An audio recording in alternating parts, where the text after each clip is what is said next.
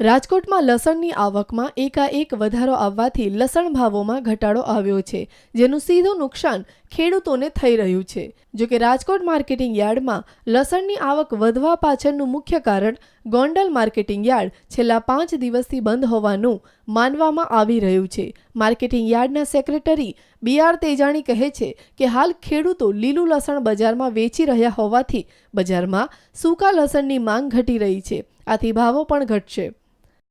આગલી સાલ વરસાદ ઓછો હોવાથી લસણનું વાવેતર ઓછું થયું હતું, એના લીધે થોડીક પ્રોડક્શન ઓછું આવવાથી થોડીક શોર્ટેજ હતી, એના લીધે ડિમાન્ડ વધવાથી ભાવમાં સડનલી રાઇઝ આવ્યો છે।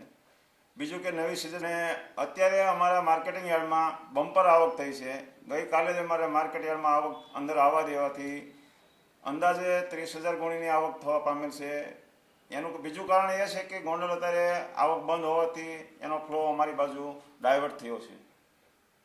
રાજકોટ માર્કેટિંગ યાર્ડમાં લસણની આવક વધતા નીચા ભાવે મળતા લસણથી એક બાજુ વેપારીઓ તો ખુશખુશાલ છે, તો બીજી બાજુ ખેડૂતો છે પરેશાન। આ અંગે રાજકોટ જિલ્લાના પડધરી તાલુકાના ખડપીપલી ગામના ખેડૂત ભરત ડાવેરાએ કહ્યું હતું કે ગત વર્ષની તુલનામાં અમને ઓછા ભાવો મળી રહ્યા છે। આ વર્ષે પણ 20 દિવસ પહેલા 2000 થી 2500 સુધીના ભાવો મળતા હતા, પણ હવે તો 400 થી 1000 સુધીના જ ભાવો મળે છે। અહીંયા આવ્યો છું।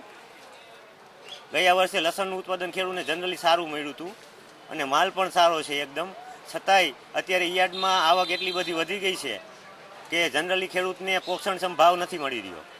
આજથી કરીને 20-25 દિવસ પહેલાં જે લસણ 2,000-2,500 રૂપિયાનું 20 કિલો વેચાતું હતું એ આજે 500થી કરીને 1000માં આવી ગયું છે। અમુક એન્ટ્રી તો 400માં પણ જાય છે।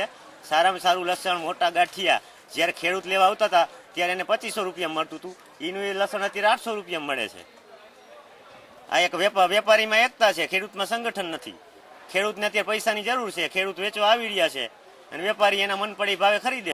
રાજકોટ માર્કેટિંગ યાર્ડ હાલ તો લસણની મબલક આવકથી ધમધમી રહ્યું છે, પણ ખેડૂતોને ઈચ્છિત ભાવો નહીં મળતા નુકસાની વેઠી રહ્યા છે। આ પાછળનું મુખ્ય કારણ વેપારીઓનું મજબૂત સંગઠન છે। આવું કોઈ સંગઠન ખેડૂતોમાં જોવા મળતું નથી। Bureau report, news online, Rajkot.